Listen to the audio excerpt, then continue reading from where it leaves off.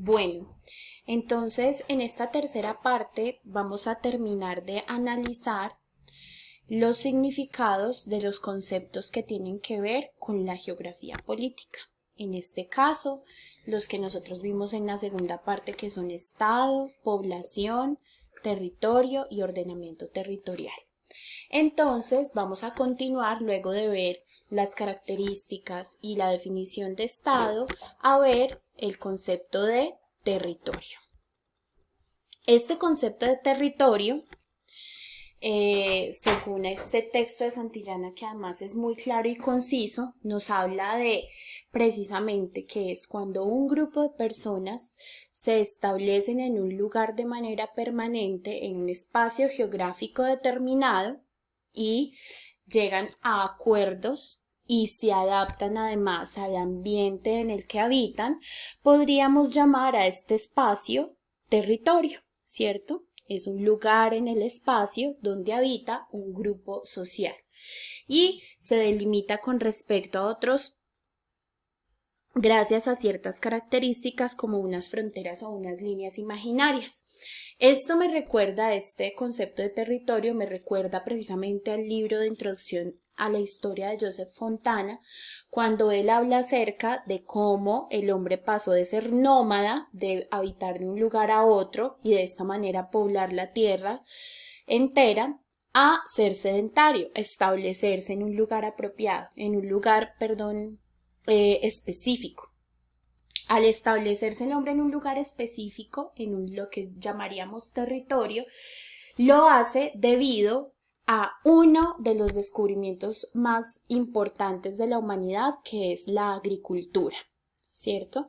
La agricultura no solamente es uno de los elementos más importantes de la humanidad para nuestra supervivencia como seres humanos, sino que también, según Joseph Fontana, es el peor invento que se pudo haber hecho. ¿Por qué?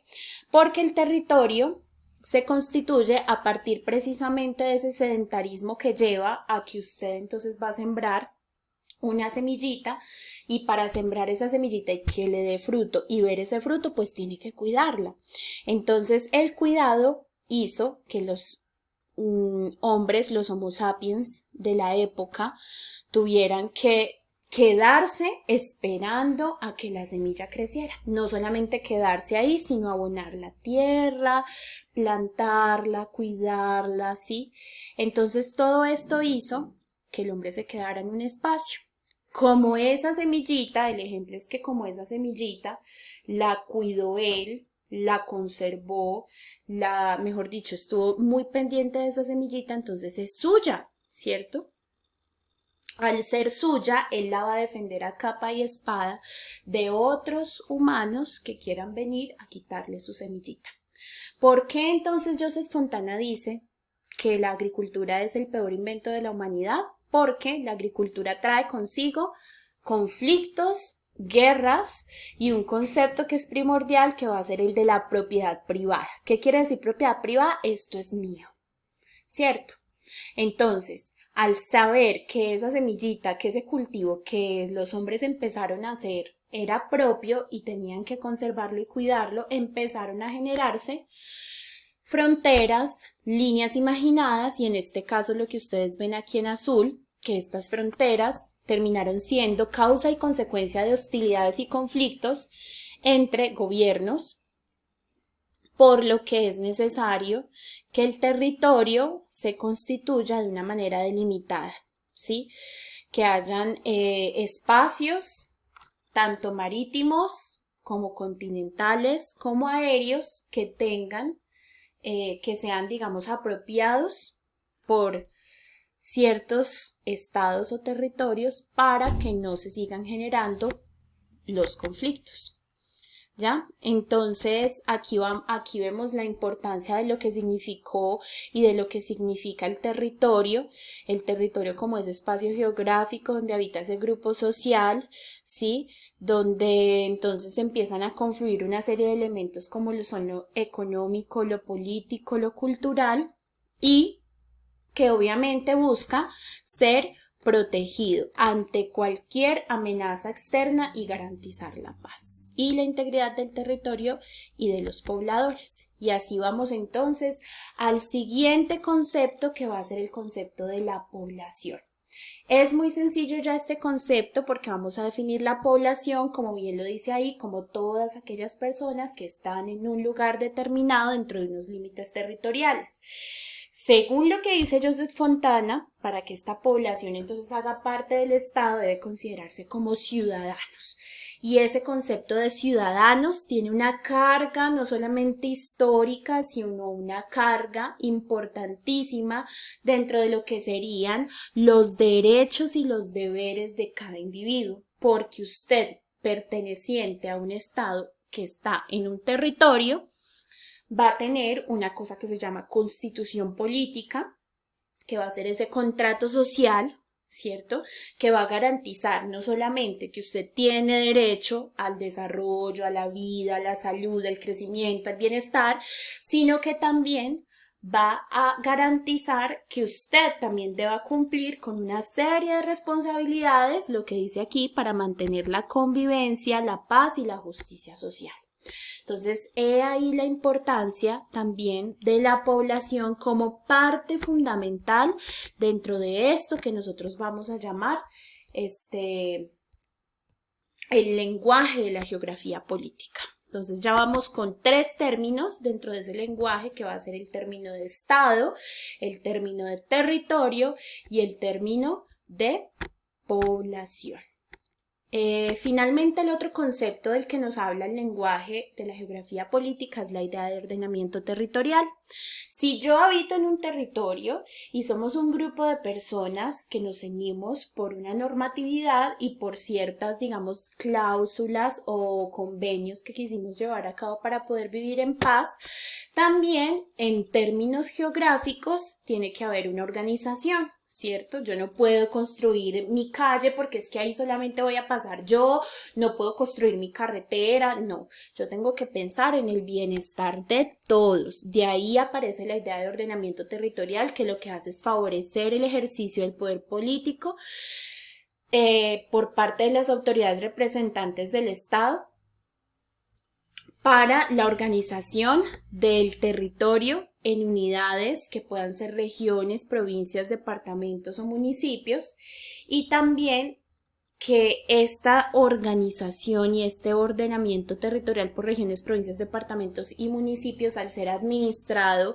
por un político, por un alcalde, este lo pueda administrar de una manera que sea para el beneficio de todos, para que puedan tener las personas de esa región su carretera, su puente, para que las calles estén organizadas, para que la policía les brinde seguridad a la población. Entonces, esta es la idea de ordenamiento territorial, que tiene en cuenta las dinámicas y prácticas culturales, como bien lo dice acá, de los grupos humanos en el manejo y el uso de los recursos naturales, ¿cierto?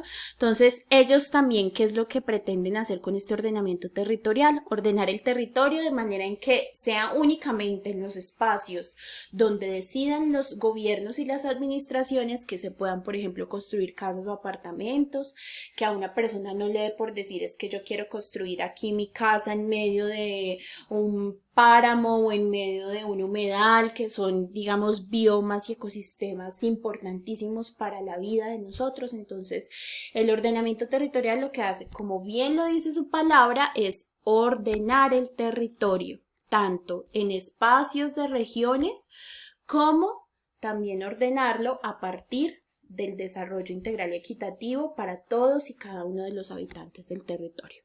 Creo que hasta ahí ya queda claro, digamos, estos conceptos que hablan acerca del lenguaje y de la geografía política. Aún así, es importante que tengamos en cuenta otros 2 conceptos más, que van a ser el concepto de gobierno y el concepto de nación.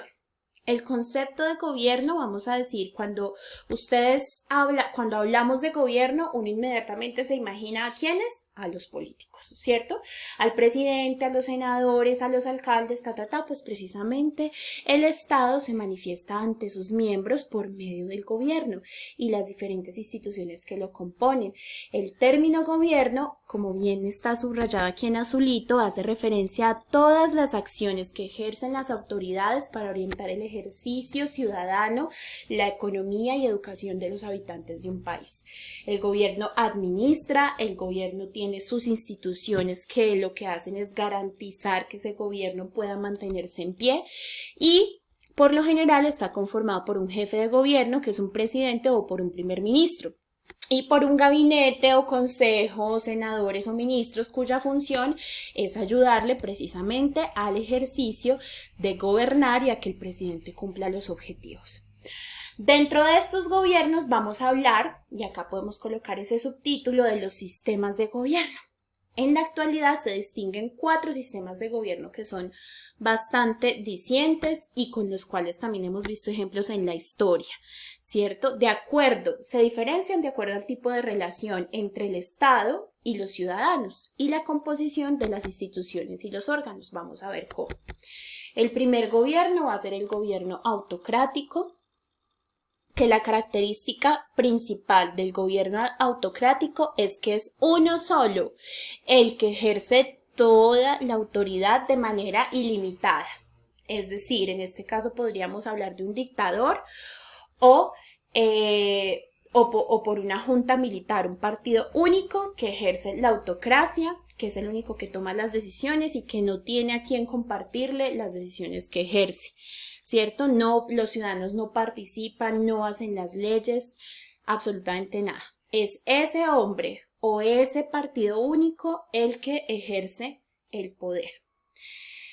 Vemos el segundo, que es el gobierno totalitario. En este tipo de gobierno, un partido único, es decir, pongamos un ejemplo acá en Colombia, digamos que acá el partido único es el Centro Democrático, que es al que pertenece el presidente Duque, y es el Centro Democrático el único que va a dirigir y va a tomar las decisiones. Se anulan los otros partidos políticos, se anula el partido Alianza Verde, se anula el Partido Liberal y Conservador, y el único partido que va a existir va a ser ese partido. Y obviamente lo que busca el partido totalitario es tener el control total y absoluto. Por lo general, lo ejerce a partir del miedo. El gobierno monárquico es un gobierno que sucede de generación en generación por un linaje, por lo general va a ser un rey y es quien concentra también toda la autoridad. El gobierno democrático, en este tipo de gobierno, que es el gobierno o los gobiernos de la mayoría de los países, por lo menos del occidente, se caracteriza porque los ciudadanos tenemos participación, democracia, el poder del pueblo, la fuerza del pueblo. Los y las ciudadanas tenemos el poder de ejercer nuestro voto y de elegir a quienes nos van a representar. La forma más tradicional es del gobierno es la república, que se caracteriza por la división de poderes independientes, como nosotros podemos inclusive ver acá en nuestro país, donde hay representantes, no solamente está el presidente, sino que a su vez hay alcaldes, gobernantes, concejales, que ayudan a garantizar la pluralidad y la equidad en el ejercicio del gobierno. Vamos entonces a ver algunos ejemplos que yo les quiero mostrar acerca de lo que son los conceptos de los sistemas de gobierno. Vamos a ver entonces acá el gobierno autocrático. Uno de los ejemplos es el rey, el zar Nicolás II de Rusia. El gobierno totalitario vamos a ver como, por ejemplo, Adolfo Hitler en Alemania. Un gobierno monárquico como la reina Isabel II, que es de linaje en linaje, ¿sí? Que es de generación en generación, y el gobierno democrático lo coloqué en signo de interrogación porque aunque en la mayoría de países en esta ala occidente del mundo tenemos un gobierno democrático, habría que cuestionar si realmente es transparente. Bueno, chicas, como ya digamos llevamos 3 videos, este sería el tercer video de 15 minutos. La idea es que lo dejemos hasta acá. Para la próxima clase continuaremos con los demás conceptos que atañen al concepto de geografía política y las invito entonces a que miremos las actividades de la plataforma de Santillana. Un abrazo para todas.